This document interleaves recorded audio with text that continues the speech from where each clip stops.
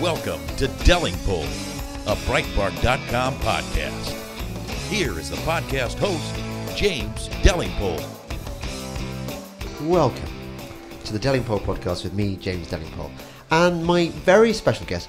He approached me out of the blue and offered to be on the podcast. And when I heard he was an ex-policeman, an ex-Rosa, ex-copper, I thought, result, because we haven't had one on the podcast before, and I'm really fascinated to discover why it is that the police have failed. So, welcome to the podcast, Thank Stephen you very much. Place. Thank you, James. Nice to meet you. No, and you have another advantage as well. You come from the north. I do. You come from Bradford. I do. So I also want to ask you about how bad is the situation up there with the rape gangs? How bad is social cohesion? I mean, are we heading for civil war? So all sorts of things. But first of all, Yes.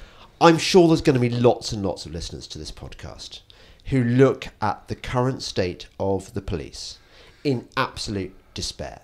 We've reached the point in Britain now, I think, where if your house gets burgled, you're probably not going to get it investigated. No. You might get a nice letter from the police saying, we are concerned, here is the nearest victim support group, and the police seem to spend far too much time investigating so-called internet hate crime, Yes, hurty absolutely. tweets. Yes, yeah. And then there's the rape gangs, Yes. which have been uninvestigated over a period of decades. I mean, finally we appear to be waking up. But this has been going on since, what, the 1990s? Maybe even the late 80s? Yes, definitely. So, first of all, Okay. tell me about your police career. How long were you in the police for? I was in the police for 24 years altogether. I joined in 78 when I was a punk rocker. Right. And, the police were happy to have me. I joined actually in 78 as a boy cadet, so it was a little bit different to begin with. But at 78 I joined it. The police force was emerging in those times from Dixon of Duck Green days, where you had a local copper on the beat that would give the kids a clip round the ear and move them on and take them back to their parents. The parents would give them a clip round the ear in those good old days. Oh. And so I joined in 78, and if you remember, Margaret Thatcher came to power in 79. Yeah. But if I can fast forward a little bit to 82, when we had the summer riots.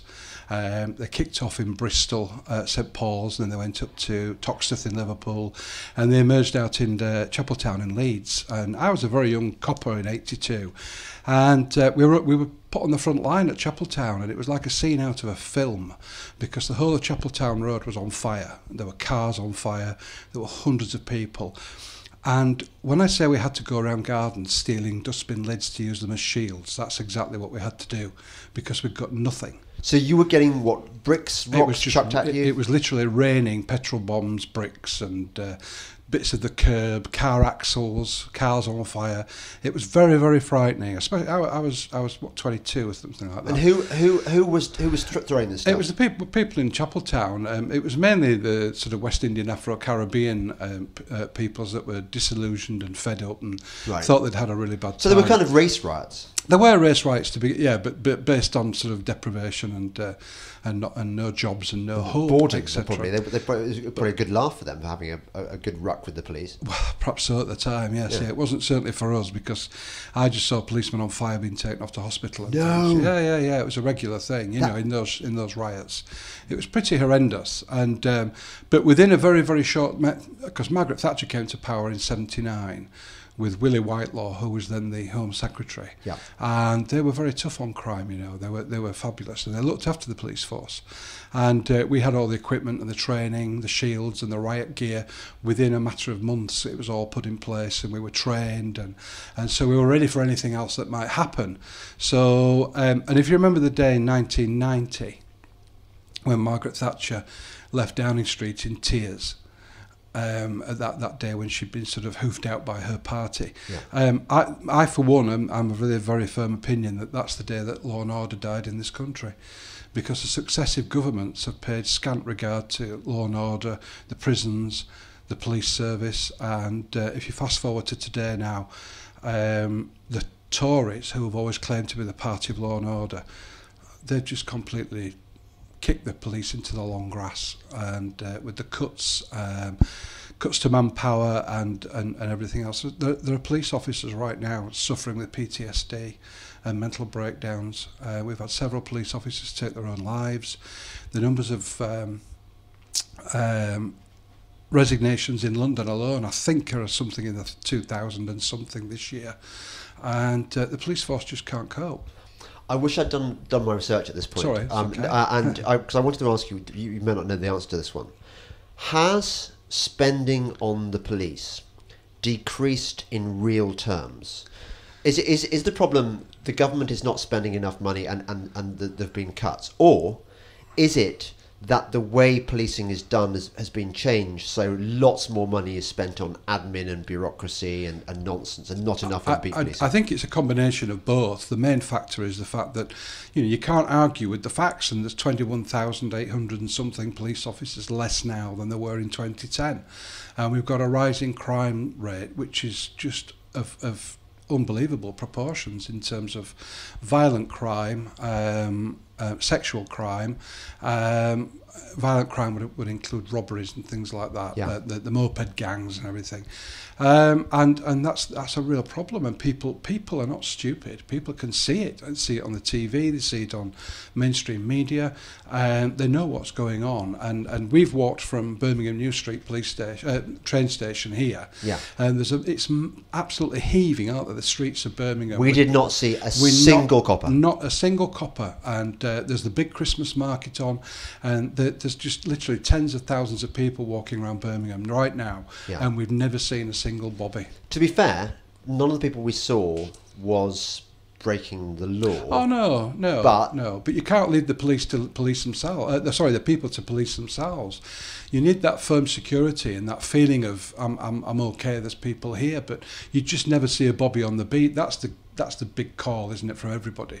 Yeah. People on streets and roads and avenues and cul-de-sacs of England, they never see a bobby. So who made this decision to stop police foot patrols? Was that from within the police, or was that a government? No. It was within government. I mean, that's the other thing. The police have become much more politicized. They've got these police crime commissioners now, who tend to be attached to a political party. West Yorkshire, South Yorkshire are Labour. Police crime commissioners. North Yorkshire, Julia is a Tory, and so they follow the party line basically, which I think is where we've gone wrong as well.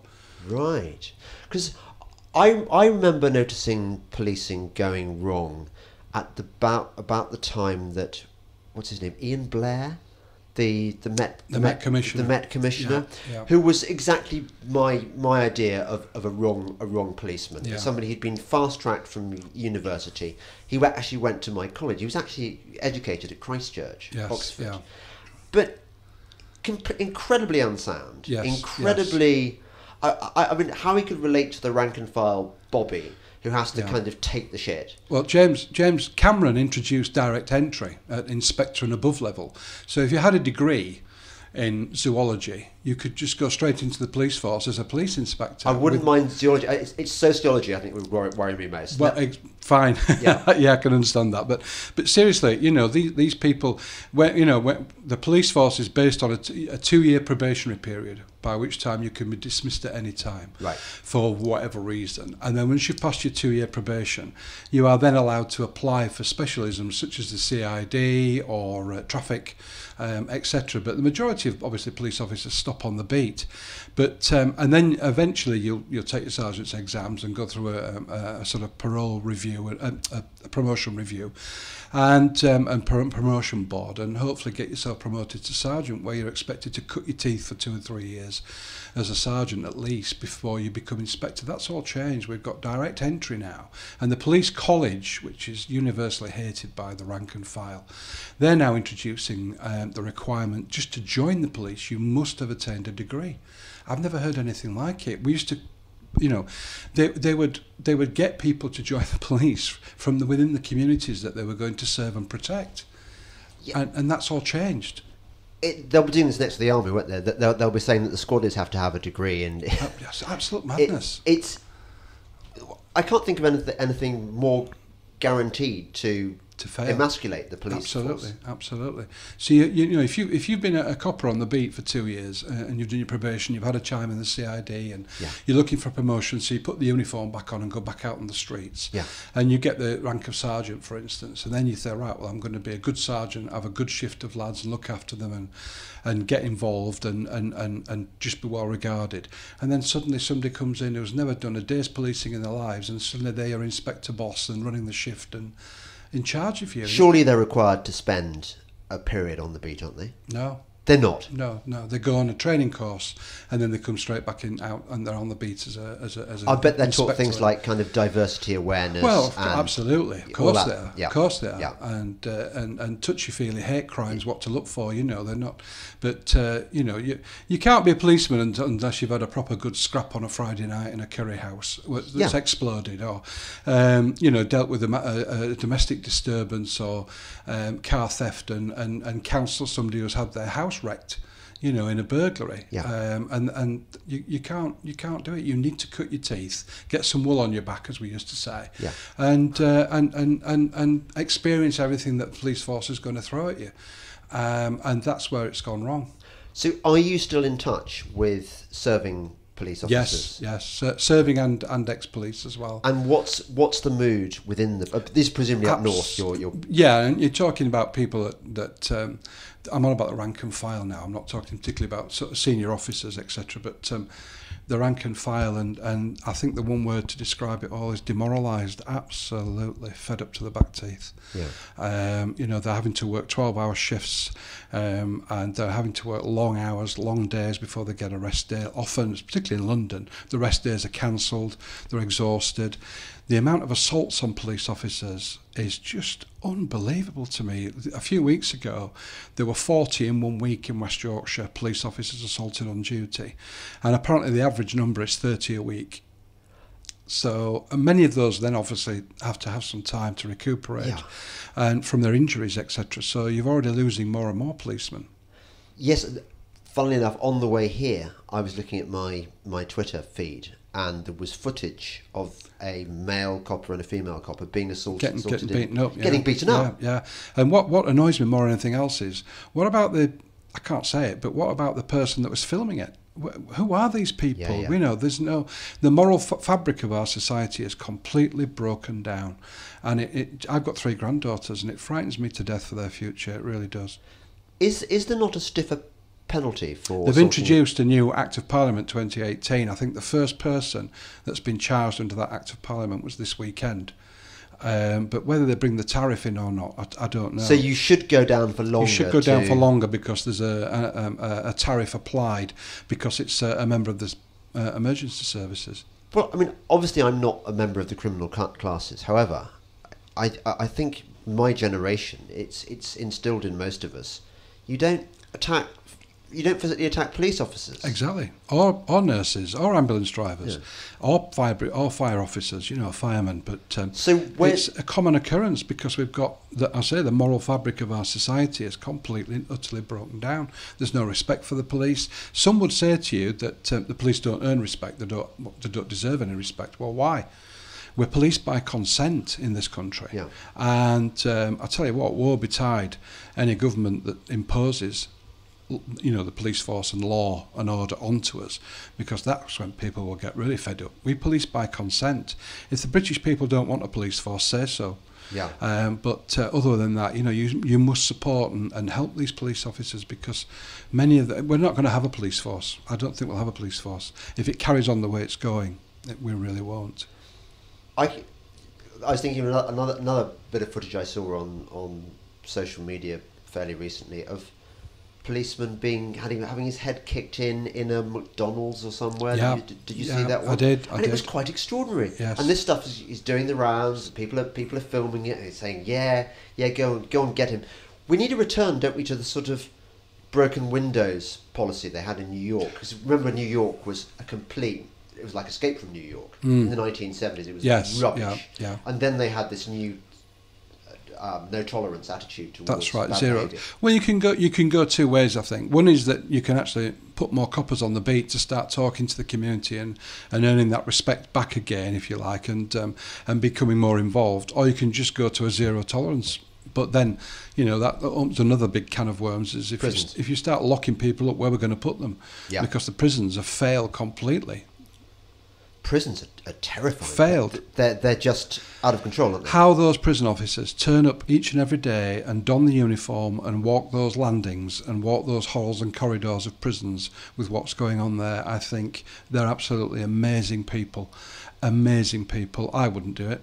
Not for a pension, I wouldn't do it, All this, by the way, under a Prime Minister who, as Home Secretary, was reckoned to be one of the tougher, a Conservative Prime Minister, let's not forget, yes, one of the tougher Home Secretaries. Mm. So how is it that the Conservative Party, as you say, the party of law and order, has become this husk? I haven't a clue. It's their attitude. They've just kicked the police into the long grass.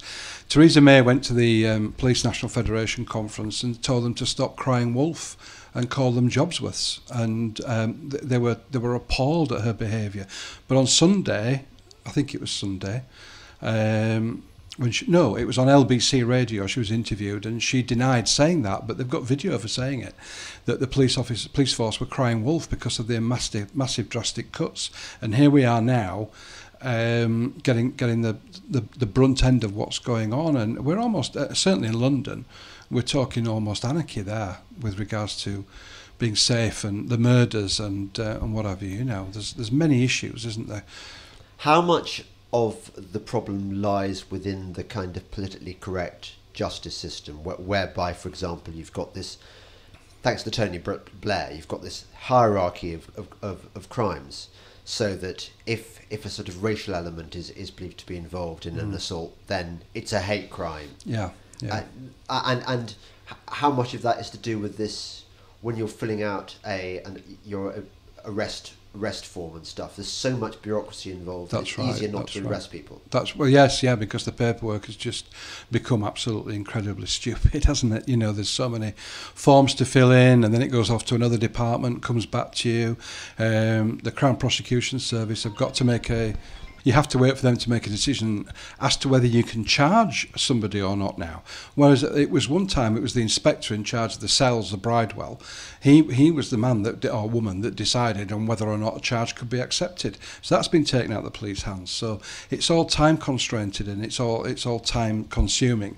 Whereas, we just can't get on with the job. I'm glad you mentioned the CPS, because you've reminded me of another awful thing about the police. Now, there's a point later on where I'm going to ask you, do the police bear any responsibility for this? Because I'm not altogether convinced by the case that the police are whiter than white and actually absolutely not. No, of course. But the CPS, under that dreadful woman, Alison Saunders, who must be the worst head of the CPS ever, who produced this effectively feminazi campaign against young men. She really wanted to boost the number of rape convictions for political reasons, and ended up creating a climate in which innocent young men who'd maybe had a few money to drink with equally drunk girls. And the girls have been persuaded that in this new culture, if you decide the morning after that you didn't like it after all, you can therefore squeal rape. Mm-hmm. And in many cases, there have been numerous examples of this. The police have actually been withholding evidence could have exonerated these young men 2 years earlier. Disgusting. Those police should be behind bars. Absolutely, absolutely, because they're as bad as the people that they're alleging have committed the crimes. And I was dumbfounded to hear things like that. Absolutely dumbfounded. You think, what on earth is going on where they're being told or actively encouraged, or there is an ethos within that department, whatever it is, that they're going to withhold evidence and have these young lads on bail for 2.5 more years. Their lives are ruined.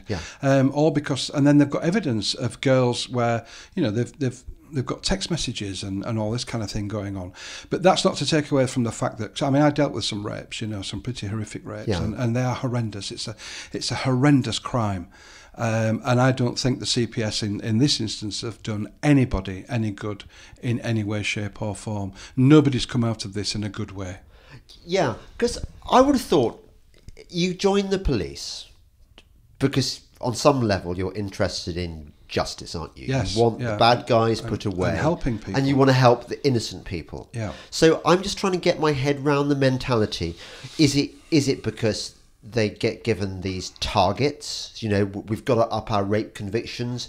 Therefore, doesn't matter if he's innocent. You know, doesn't matter if you've got exonerating evidence. Let's just keep it quiet, shall we? Get him through the courts, get it, and it'll look good on our records. Is that the kind of attitude? Well, I'm sure it's target led, and I'm sure that's got an influence on it as well. But it depends who's in charge of your department. You know, because if you're wanting to stay in the CID, for instance, or whatever, you know, you've got to toe the line, haven't you? You know, it's like any organisation, whether it's good, bad, or indifferent. And if there becomes an ethos within that department that's what they're going to do, then that's what will happen. It doesn't make it right. I'm not condoning it in any way at all. I'm trying to explain it. And yes, I agree with you. Those people that were in charge of that, they should be made to pay for what they did to those young men. And they haven't been. At all. No, they haven't been at all, have they? It's the same case of Sir Cliff Richard. You know, what happened to him was just absolutely, it's an abomination of what happened to him. You know, they tipped off the South Yorkshire Police tipped off the BBC. Yes. They were flying above his house while they raided it and got nothing from it. Yeah, I mean, because Cliff Richard was completely innocent. Absolutely. And 3 years that man's been let, his life's been made a misery. Yeah. And, you know, and they were just hoping on a big, massive fishing expedition that people would come out of the woodwork and lay claims to him. But of course, had somebody come out of the woodwork with a genuine complaint, there is a good way, you know, you could think strongly that there's a good case to be made that another 3 or 4 would have come out hoping for a cash payout, you know, and that's the type of thing that the society we're living in. Yeah. And I'm just so surprised about it. Listening to the Delingpole podcast with me, James Delingpole, and my very special ex-policeman guest, Stephen Place. More in a moment. Sonny's Corner with Sonny Johnson.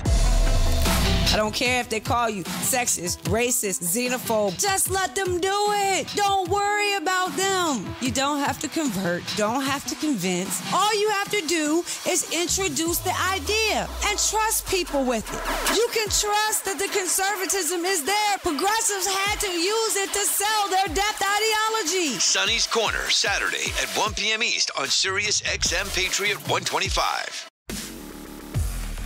This is Delingpole, a Breitbart.com podcast. Here once again is James Delingpole. Welcome back to the Delingpole podcast with me, James Delingpole, and my very special ex-policeman guest, Stephen Place. Now, I'm giving you a slightly hard time, or rather, I'm pushing you on the issue of the police because, A, I'm interested in the truth and in justice, but B, it really interests me to know who exactly is to blame for this awful shit show of law and order in Britain, which is just collapsing on every level. Yeah. So we know, for example, that the Crown Prosecution Service, under that awful, useless, thick, vengeful harpy, Alison Saunders, is definitely... And her predecessor, who was almost as bad, that awful man who's now a Labour MP, what's his name? Keir Starmer. Keir Starmer. Sir Keir Starmer. Sir Keir Starmer, who was... He was a chocolate fireguard of a CPS, head of CPS. Yeah. He also politicised the CPS, the Crown Prosecution Service, which is for American special friend listening, that's the organisation which decides whether or not to prosecute cases, doesn't it? So definitely the politicians are partly to blame, but also going back to those rape cases, all those young men whose lives have been pretty much destroyed by false accusations, then endorsed by the police and dragged through the courts. Who in local police authorities or departments would have been responsible for their sufferings? Is that a CID issue or a... CID would deal with a rape, yeah. I mean, the uniform would probably deal with the initial Uniform officer would probably do an initial call out to a rape, and then it would get handed on to somebody within the CID. Well, that's how it used to be. It may have changed now because there aren't many CID officers. There's a dearth of them. Okay. Qualified, good, experienced CID detectives. Okay, so criminal investigation department. They would normally deal with the rape case Okay. and take it through to the court. And that would be run by what's the rank of an officer in charge? Well, of you have a group of detectives, then you have a sergeant who would be in charge of those, then you have a detective inspector who would be in charge of different. So you have a team of detectives and a sergeant. You'd maybe have 4 in each police station, and then hopefully, and then you would have an inspector who's in charge of all 4 teams, as it were, and then a DCI who would come in when you've got major cases like a murder or kidnapping or something like that, and then of course you've got the superintendent, chief superintendent above that. Right. But it's really within the local police station, as it were, that deals with everything. It's your DI, detective inspector, and your DCI, detective chief. It sets the theme of how you're going to operate. They set the tone. So in the same way, when a regiment in the army has got a dodgy CO, yes, that dodginess, a fish rots from the head. Mm-hmm. So you've got the squatters behaving badly as well. There's a massive disconnect now, though, between the senior officers and the rank and file. You know, the ordinary men and girls, men and boys, I beg your pardon, that and men and women that don the blue uniform day in, day out, 24/7. They're the ones that are on the sharp end of everything. And then you've got sort of inspector, chief inspector, superintendent above. They're mainly looking for their next rank, aren't they? Yes. They're looking for their next job. So anything that's dodgy that might affect their career, they're not going to get involved with. And then you've got the CPS and the prosecution services who will set the tone of what's to be prosecuted and what's not to be prosecuted. So which are the ones that have been fast-tracked? If you get fast-tracked through university... Inspector and above. So the sergeants are basically people who've paid their dues. They've walked the beats. Yes, they've walked the beat, got promoted to sergeant, and of course, being a sergeant is not the best rank in the world because you get the shit from below and you get the shit from above. Yeah. So they're in the middle, really, middle order management, you know. And obviously, getting out of sergeant rank to inspector level is what you would want to be doing. But of course, inspector level now we've got these direct entries. And people who come in and don't know anything about nothing. And who was that? You said it was Cameron. Cameron brought that in. Oh, he's such a creep. He really is. Well, he brought direct entry, and I think it caused a major stir. And in some police forces now, there's what they call positive discrimination. So you get Ali Dizai, whatever. Well, his if name you're is. female or from an ethnic minority, you're more likely to get promoted than a white male. I mean, at the risk of being sexist, I mean, it's really a man's job, isn't it, being in the police? Well, you would say that, wouldn't you? But to be honest with you, well, you would. Most people would. Most people would think, why, these little girls, because they are small, some of these police women. But to be honest with you, when I was pounding the beat, as it were, a lot of the police women I worked with were far better than the lads. Is that right? Oh, yeah. I mean, they were as tough as boots, tough as old boots, but they'd also have a good chance of talking your way out of something and a calming effect on things. But they also kept us straight, they kept us on the straight and narrow and told us to behave. When we needed it, we had to be told to behave ourselves, So we used to have 2 policewomen to every shift when I was in the police force. It's probably different now, but we respected the policewomen, we loved them, we thought a lot about them, and they thought a lot, and we worked very well with them. Okay, but you're on the beat in a rough... Well, not that you would be on the beat now because it doesn't exist pretty much. You're on the beat in a rough area. Come on, you'd want a 6-foot lad rather than... preferable, yeah, but on many occasions, the policewomen that... Truthfully, the policewomen that I work with, I'm not saying this, they were fabulous and could handle themselves pretty well. Right. They were pretty good. That's interesting. It's good to have my rampant sexism No, honestly, corrected. I tell you, I mean, there were police men that I would choose not to work with, and there were police women that I would choose not to work with, but majority of them. But you'd be very, very happy to go out and get involved with, no problem at all. And what percentage would you say of coppers are just bent? corrupt? Oh, I'm to clue. I don't. The rank and file work in the streets. Yeah. Not many at all. Not many. No. They're dedicated. They get on with the job, and as I say, they're the ones that are getting all the brunt of all this. They're the ones that are getting their knees dislocated and their jaws smashed and getting beaten up and getting spat on. Yeah. And And then the Met Police won't allow spit masks. The City of London, Westminster Police, they're allowed spit masks, but the Met Police are not allowed spit masks to deal with violent offenders. What's going on? The worst thing, it only happened to me twice, and you got to bear in mind these coppers are human beings. Somebody walks, in the middle of a fight with somebody, or you arrest somebody, and they just gob in your face. I'm sorry, it's just not on. And then you've got hepatitis. Well, you could have anything. Yeah. It's just unpleasant, isn't it? It's a horrible thing, to have done to you. And how are you supposed to keep your temper and keep your forbearance and everything when you're coming up with something like that? Yeah. Some cretin gobbing in your face for long. No, thank you. Now tell me, on the rare occasions these days when I do see policemen, like as not, they're attending some drunk who's incapacitated on the street. Yeah. I see a lot of that. Yeah. How much police and ambulance service time crackers, gets wasted on crazy career crazy. alcoholics? Absolutely crazy. Every Friday night, going to any big major city, and you'll get coppers locking people up that are drunk, been fighting, can't handle the drink, men and women, just the same. But the simple thing is, you've got to discourage them, haven't you? Why isn't it an automatic? You've been arrested for being in drink, so that and causing a breach of the Queen's peace, or you've assaulted somebody. The assault is, I suppose, dealt with in a different way. But what if you're taken to a hospital, for instance? Why is it not an automatic £350 fine?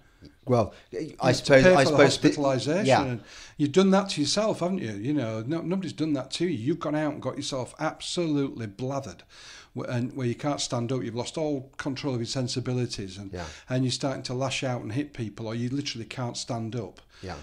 So why not you like you say, you involve all the services, take them off the streets where a genuine person might be having a heart attack and they need an ambulance.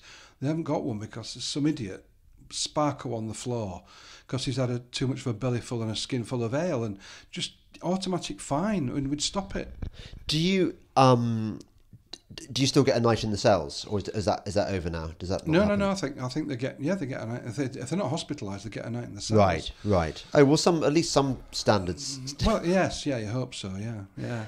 Yeah, and my wife was saying to me the other day, I can't remember. That's right. We went to Rome the other day, and I was loving the fact that there are so many military everywhere. The Italian military are all over Rome, all the sites. Yeah. And for Italians, they're really looking good as soldiers. Right. They're holding, at least one of them is holding his rifle in the position where he's ready to go. Ready to go. Everywhere I looked, and I thought, I respect you, Italian army, and I respect you, Italian government, for. Before I flew there, I thought, God, I'm flying into the middle of a massive terrorist target. And when I got there, I felt safe as houses. Yeah. And so we got talking about London. I said, I wish we had more armed soldiers on the streets of London. Actually, I'd feel reassured. And my wife said to me, yes, my father always used to say that one of the things that made Britain special was the fact that our police aren't armed. And I was thinking, I remember we always used to say that, but actually we live in different times now. Tell me, do you think our police should be routinely armed or not? Well, it's a romantic notion, isn't it, that we've got the bobby on the beat with the big top hat on, and they're just wandering around saying hello to everybody, and when they're needed, and when you need them, they're always there. And I would love and long for those days again. I really would. I'd love to go back to those days. Dixon Green. Dixon Green. Yeah. Where you've got a local copper. Everybody knows him. He goes drinking in the pub with everybody. He knows who in Bradford we used to call thieves ganniffs. So he knows who the local ganniffs are. Yeah. And all that kind of thing. But sadly times have moved on, haven't they? And it's an indictment on our society, isn't it? Where I genuinely feel. I don't know whether we need to. I mean, we have. I mean, airports, train stations, Leeds, German market. The market for Christmas. I'm sure out here in Birmingham, the big market, there'll be armed police walking around, and I think it's sad, but it's come and it's here and it's going to be staying. I'm afraid.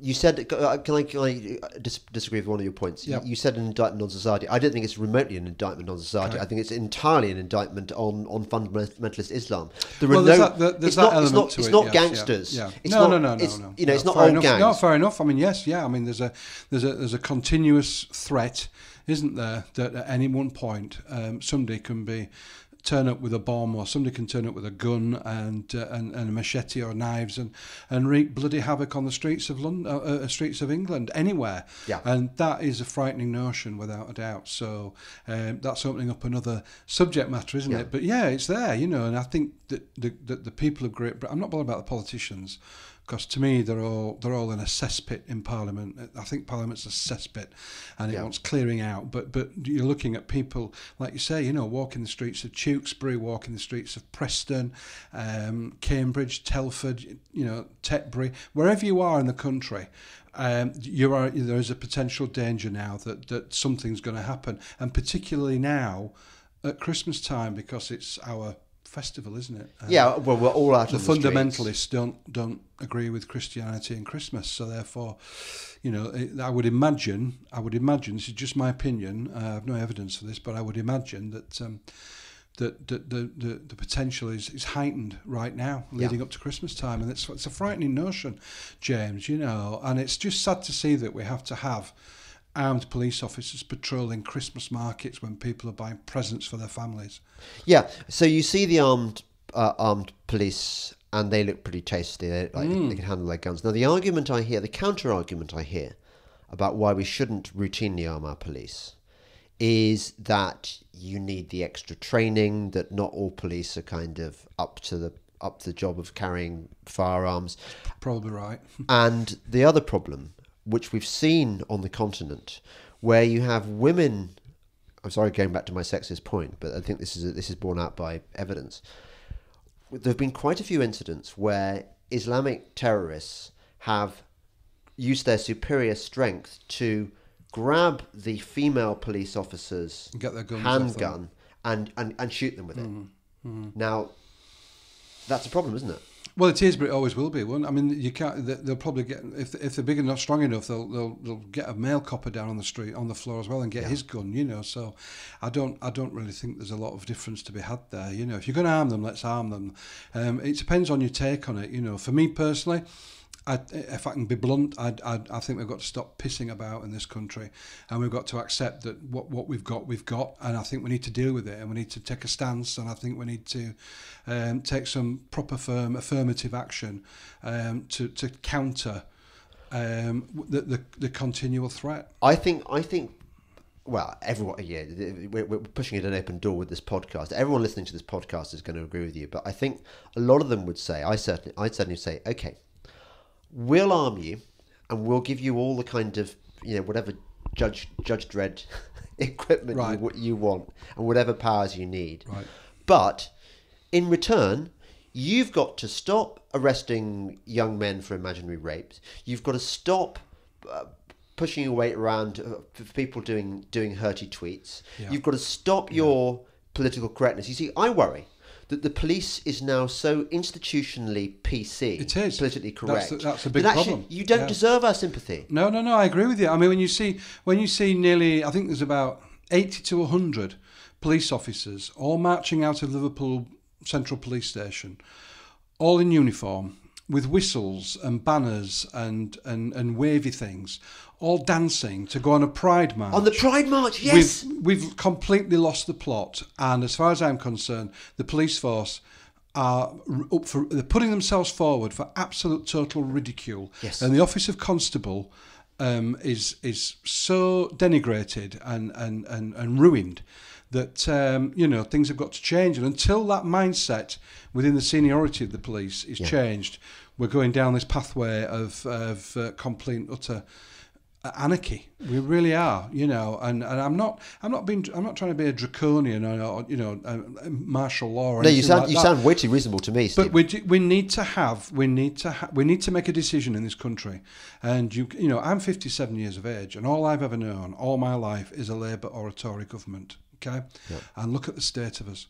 Look at the state of where we are. I'm not just talking Brexit. I'm not talking about rape gangs. I'm talking about the whole fabric of our society. Look at where we are. And I've got 57 years to attest to that. It doesn't, varying degrees and varying, Blair in for 13 years, and then before that you had Thatcher, and before that you had the Labour government of the 70s, where we had strikes and power cuts, and these youngsters nowadays, they haven't got a clue what went on, have they? You couldn't bury people. They were stacked high. There was rubbish all up down the streets with rats everywhere. Do you remember? Yeah. And I can remember telling all the lights went off at 7 o'clock. And you had to sit with candles. That's a Labour government. That's a Labour government, yeah. And then you've got the Tory government now, where the cuts and everything else, And I think we're in a mess. So it's time for a change. And I just wish the country would be bold. I wish they'd be empowered. You're UKIP. I am UKIP. Now, sensible, common sense attitude to draining the swamp of Westminster, because they are a corrupt cesspool of people. They haven't got a clue what's going out on the. I invite them all the time to come up and spend a day with me in Bradford, and come round with me and see what people are dealing with and what they're having to live with. Come up, but none of them do. None of them will. Now, I'm going to pick you up on something, okay. which is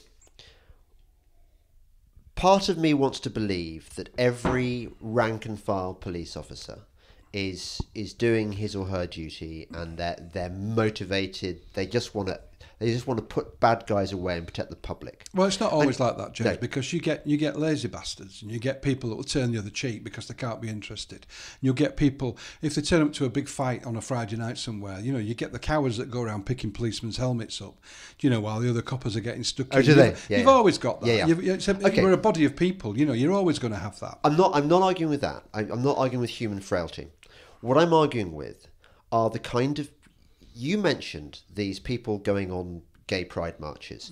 I think there was some kind of thing where... was it Bristol Police, where they wore stilettos for a day so that they can experience what it's like being transgender. Have you ever heard anything like it in all your life? We've lost the plot. No, so what I'm asking is, are they doing it because...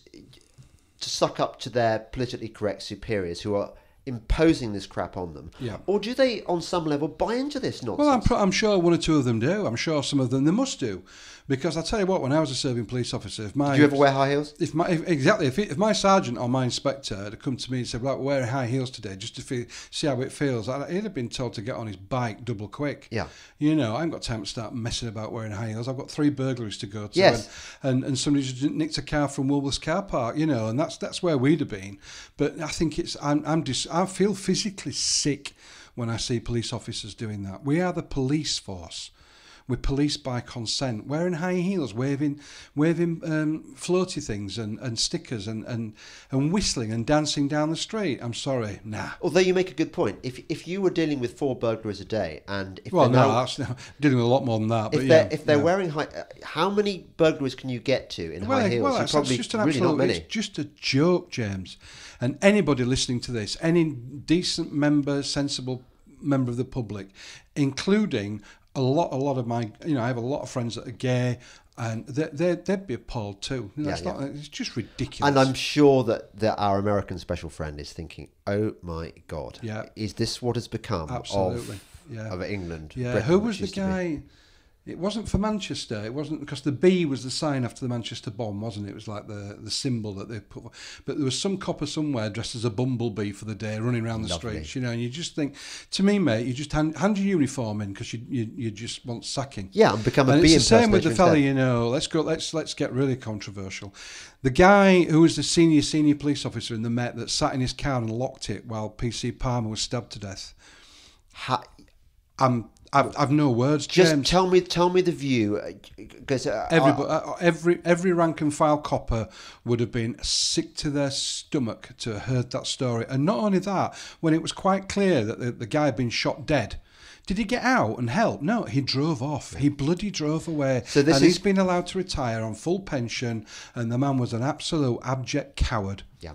You're talking about, just in case listeners have forgotten, this is Khalid Masood, the Westminster Bridge, who stabbed PC Keith Palmer to death. Yeah, who was unarmed. And the senior police officer was in a car a few yards away, driving past. Craig McKay, he'd come out from a meeting in Parliament, sat in a car with two other people. It's never been established who the two other people were, and he locked the door. Oh, there were three of them. There were three of them in there. He locked the bloody door of the car and sat there whilst Keith Palmer was stabbed to death. Yeah. And I mean, I've never heard. I felt physically sick to hear that. But not only that, as I say, once it was quite clear that Masood had been shot dead, did he get out and why? What's going on? No, he buggered off in his car. And then Cressida Dick came out and said, and a lot of other senior police officers came out and said, it's protocol. That's exactly what he would have done. The driver would have shut and locked the door. Well, if the driver was a copper, he's a disgusting coward as well. You just do not do that. And I know I'm a bit old school and I'm a bit old in the tooth. But at the end of the day, long in the tooth.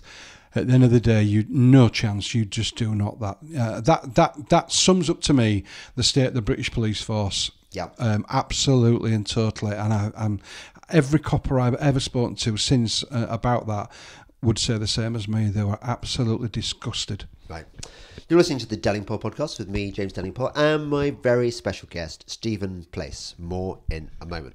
Breitbart News Daily with Alex Marlowe. Censorship is a key issue here, particularly for people on the right. Do you think it was addressed adequately? Definitely not. It was useful to name check Diamond and Silk. It was useful to check even politicians who had campaign ads that were shut down. But in every case, Zuckerberg was allowed to essentially dismiss the case and move on. Breitbart News Daily, weekdays at 6 a.m. Eastern on Sirius XM Patriot 125.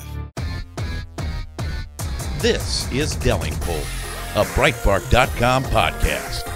Here once again is James Delingpole. Welcome back to the Delingpole podcast with me, James Delingpole, and my very special guest, Stephen Place.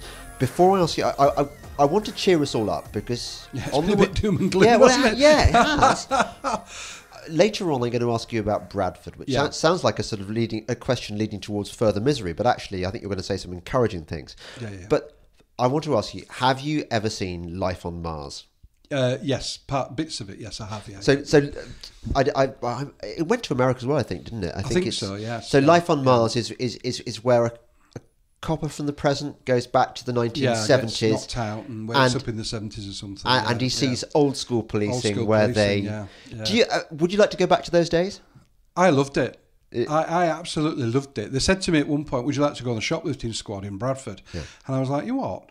The shoplifting squad?" And I had this vision of like locking old grannies up for nicking a peach out of Morrison's, supermarket. And oh my goodness me, it was like Starsky and Hutch. We never stopped.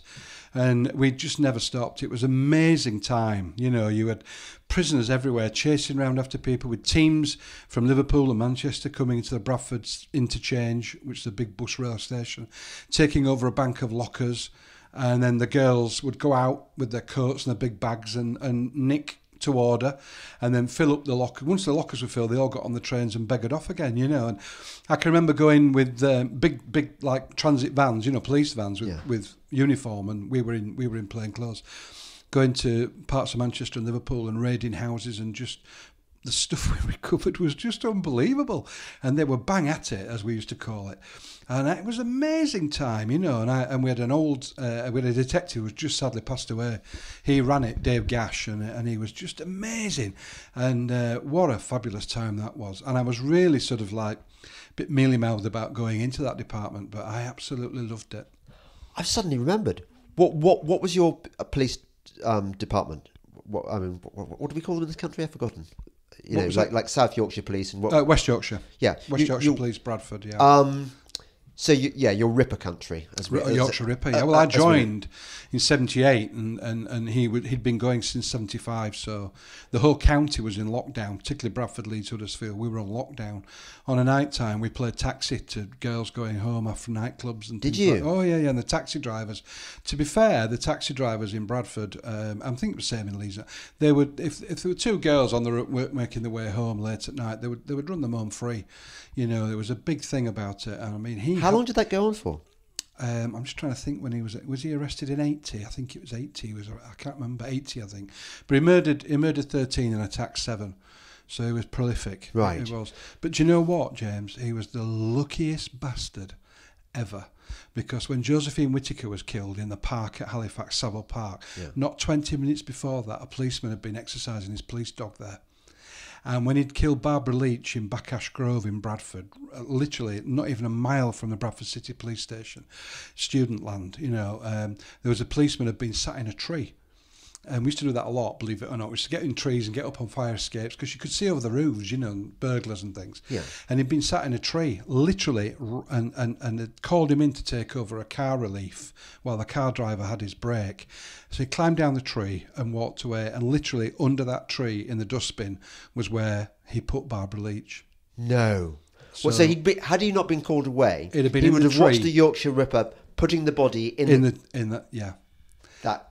Okay. And had he been 20 minutes earlier in Halifax, the policeman with his police dog would have caught him killing Josephine Whittaker. Now, the question I've got to ask you. Yeah. The rape gangs.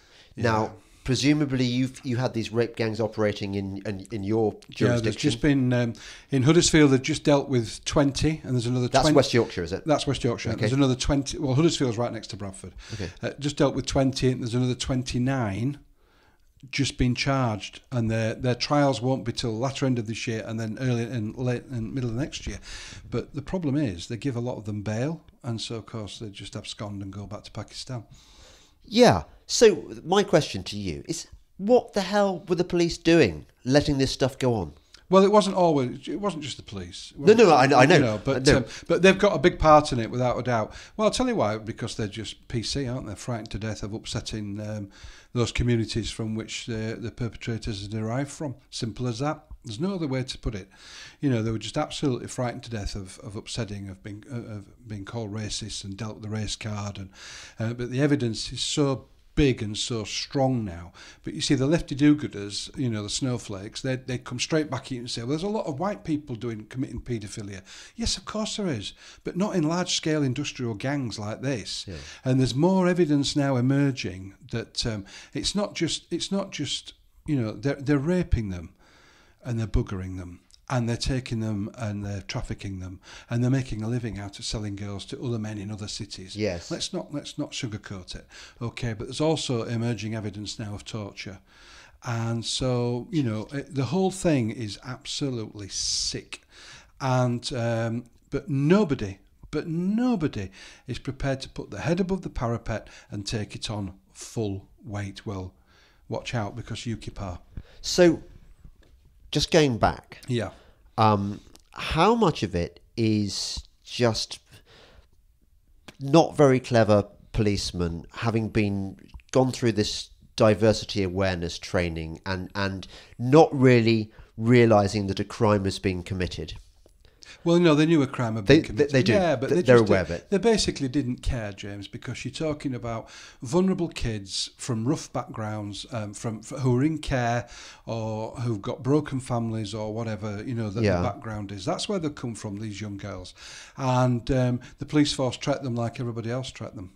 So do the police officers, the rank and file policemen, do they come from the same backgrounds that these girls come from? Many do. Yeah, so they have this kind of empathy with them, or they've got this sort of understanding of what they're going on, what they're going through. But it sounds like that they haven't, because they weren't arresting the perpetrators. No, they weren't arresting the perpetrators. They were just ignoring them, telling them to go away. And then there were Jackie Smith, who was the Labour Home Secretary. I've just put a Freedom of Information request into the Home Office about this, but there is evidence that she sent out an order to all the police forces to ignore it. Right, and then on the basis that these girls were making life choices. Some of them are 10 years old, Jim. Yeah, well, that's 11-year-old, 10-year-old girls. One girl had 8 abortions by the time she was 15. Now, why has nobody's picked that up? I find it incredible. Okay. Absolutely unbelievable. So, okay, we accept that it wasn't just the police. It was they had a large part in it. The local authorities, the childcare specialists, they should have done something.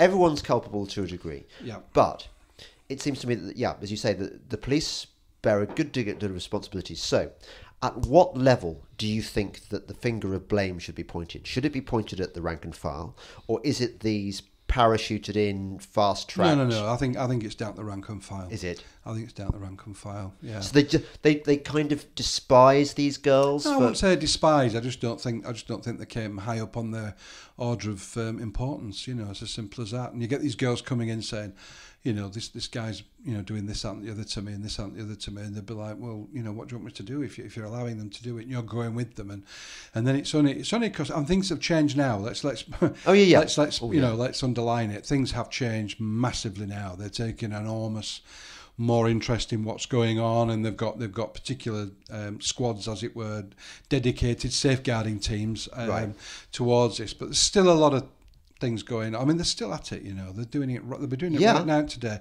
But they're not using curry houses and kebab houses to entice them now. There's a lot of evidence emerging that they're literally turning up at the stool gates and driving them away. But the girls are frightened to death, you see, because they're told that if it isn't them, it's going to be their sister or their mother, or and they're frightened to bloody death, and that's the problem. But we've always had, like most countries, we've got statutory rape laws. We've got there was an age of consent. Yeah, 16. 16. So, if you've got a 13-year-old girl who's having sex with a man a middle-aged man, how could the police rationalise to themselves that this was consensual? Well, or legal even? I haven't a clue. And it's shocking, and that's what they were doing, but they were, and they've been looking the other way, and a lot of it is because of the communities that they're trying to police. Right. Now, we've got 10 more minutes, Yep. And you said to me something that I found rather shocking on the way here. You told me that in Bradford, things aren't as bad as because I just thought, you live in Bradford, I thought that this is the beginning of the civil war which is going to take over the country, that you've got these Muslim communities which will not integrate in the slightest, and you've got kind of the old white working class being driven out of the city centres, but you say it's really not bad. Not my experience in Bradford. No, don't get me wrong, things aren't absolutely all cosy and lovely in the Rose Garden, but in terms of feeling threatened or filling up, no-go areas, I haven't experienced that. Not? No, I don't get that. You can go more or less anywhere you want to, but I park up. Me and my two sons, for our sins, are Bradford City supporters, and we've got season tickets. Bradford City are doing terrible at the moment. But where Bradford City Football Club is, it's right in the centre of Manningham, the area where a lot of Asians, predominantly Asian, live there. But I'm quite happy to park up on an evening game. I feel safe, I feel secure, there's no problems. Driving in and out of Bradford is absolutely no problem.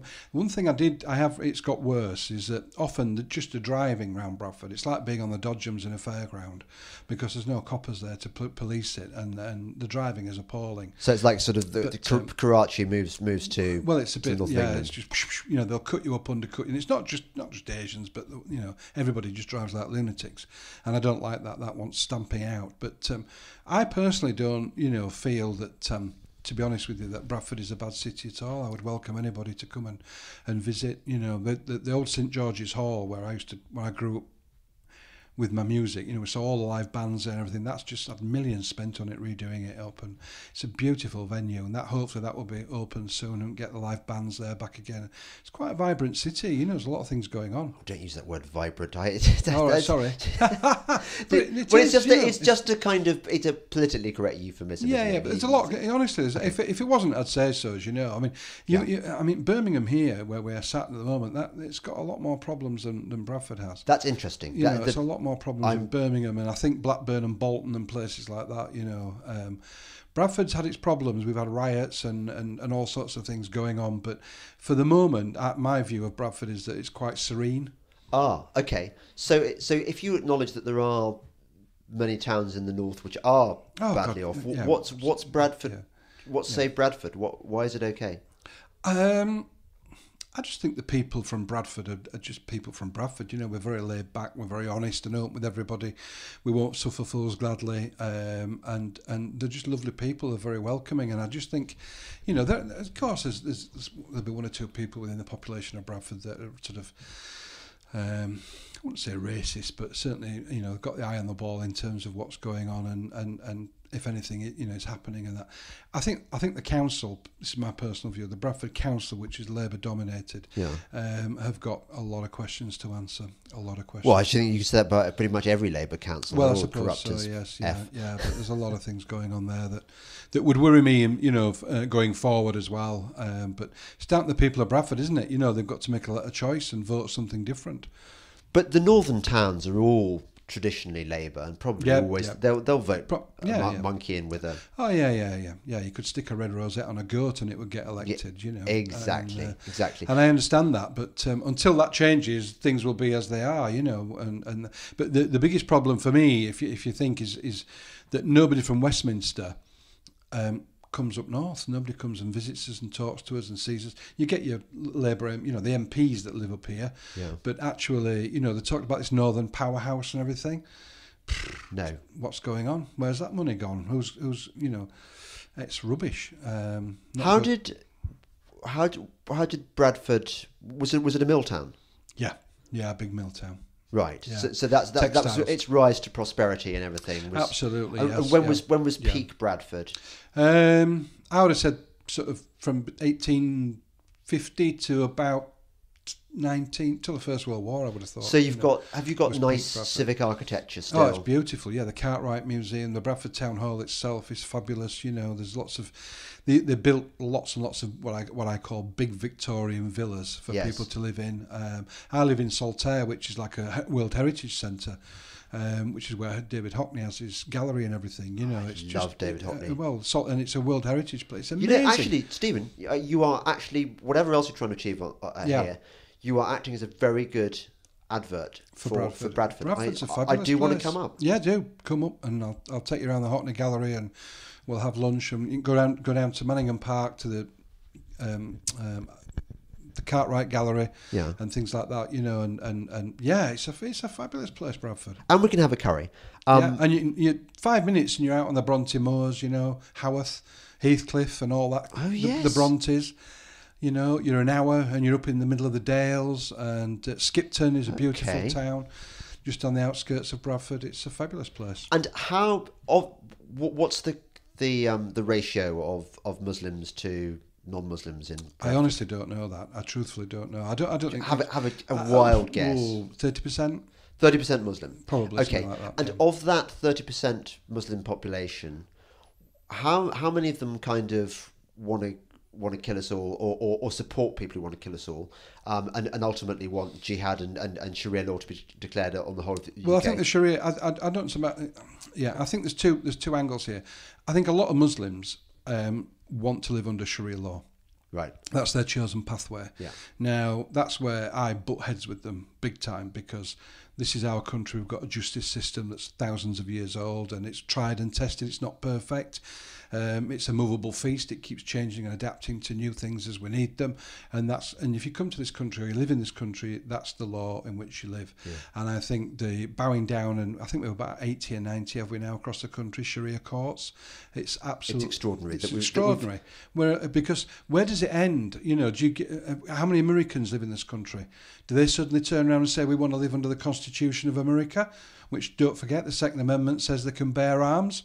Where do we end? I'd like that. I'm going to become an American. Well, right. But where does it? Where does it end? It's a ridiculous pathway to have gone down. And but Theresa May has given her full backing to it. Theresa May, not without reason has she got that name. She's an appalling woman. Shocking, but she's given the full backing to Sharia courts and Sharia law. Yeah. And her statement was something like, many people in Britain, or many British people, thrive under Sharia law. I've never heard anything like it in all my life. Yeah, not the women, I'd say. Not the ones that exactly not. And Dame Helen Casey, read her report on Muslim women, and the lack of empowerment, the lack of integration, the lack of socialising, jobs, being able to speak the language. It's not good. So we've already established that a significant proportion of the Muslim population in the north of England would very happily have Sharia law. Yeah, I'm fairly happy to say that. Make that statement. So, how many of them actually kind of want to integrate and just become a part of Britain, or do you think ultimately they'd all secretly like it if we became part of the caliphate? I think they'd all like to. I think majority of Muslims living in the country would live under Sharia law if they were allowed to do so. Yeah, and they really wouldn't mind if the crescent flag was flying over. No, I don't think they would. And so then you've got to look to the extreme. It's the extreme element of that. Then how far they would go with under Sharia law with regards to punishment, for instance, beatings and stonings to death and things like that. Well, obviously, there's no way we could allow that, or do we? That's the problem. Yet. Look at Speaker's Corner. What's going on there at the moment? Yes. And there's only one way to say one thing about Speaker's Corner is being Islamified. Day in, day out, Speaker's Corner, Hyde Park. Go down there every day, and you will find that the Muslim population of wherever they're coming from are trying to take over that, and they're pushing the boundaries. Yes. It started with a few of them praying there, and now it's wholesale closing down free speech. People are being attacked there, etc. And that, I honestly believe that Hyde Park, Speaker's Corner, could be the spark plug for major disturbance. Right, that's interesting. So, I'm trying to paint a rosy picture of it now. Well, already. yeah, I mean, listen. I need to make it crystal clear. I was born and brought up in Bradford. I went to school. A lot of my friends at school were from Pakistan and from India. The Indian lads, in particular.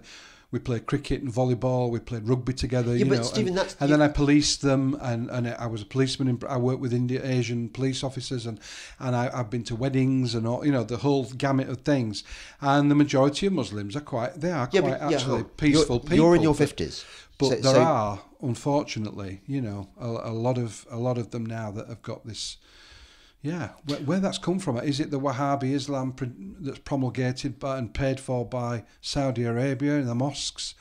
There's a lot of evidence to suggest that. Well, you've got Deobandism, which if these are Pakistani, it's not Wahhabism, it's Deobandism, which is the sort of Pakistani version thereof. Yeah. So you can't really even blame Saudi Arabia for this. This is a kind of. But what do we do? What's the answer? Nobody's found the answer, have they? You've got to start taking the actual population, the communities themselves, to ask them to contribute to putting this right. But how that's going to happen, I don't know. Well, I don't see how it can end happily if they go on wanting to be a parallel community that doesn't want to integrate and embrace our ways. But don't also forget, though, James, it's not just the Muslim population. You've got in Sheffield right now. There's 6,300. Romanians have settled in one part of, I forgot the name of it, part of Sheffield. 6,300. When you say Romanians, do you mean Roma? Roma. Yeah. Roma. Which is slightly, yeah. Yeah, well, okay, Roma, there's hell on with them. Yeah. They're absolutely kicking up a storm. People are really struggling. They can't live there. They're having to sell up their houses. Their houses have devalued. They're trying to move out. They're open. There was a thing on the other day with young Roma lads, and they were whipping women as they were walking down the street. They'd just been to the shop. And of course, there's no coppers because we've already talked about that. This next? Is in Sheffield. This is in Sheffield. And how is that? So I don't know. Well, they've just settled there. 6,300, I think it is, Roma, and they've just settled in this particular part of Sheffield. I don't know the name of it. Is it the crazy mayor? Well, I don't know if he's got anything to do with it or not. He probably has had. But yeah, look at him. He refused to wear a red poppy on Remembrance Day. He wore a white poppy, one. Yes. And he was challenged about that. Right.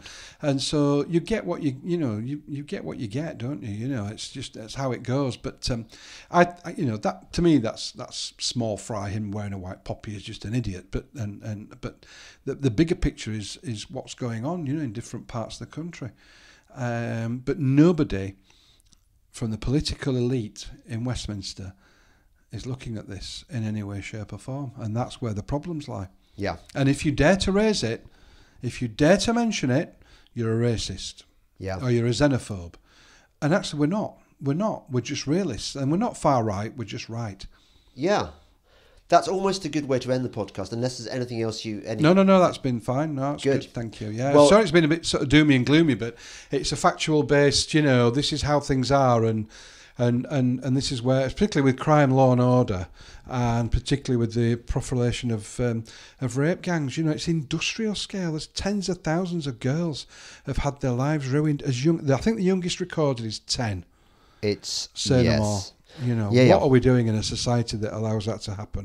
Well, it's been great having you on the poddy, and particularly because it's always nice having a policeman handy where you can ask him all the questions you've always wanted to ask a policeman. Yeah. So thank you for no problem. Not fulfilling that. that. Thanks, James. Task. Thank you.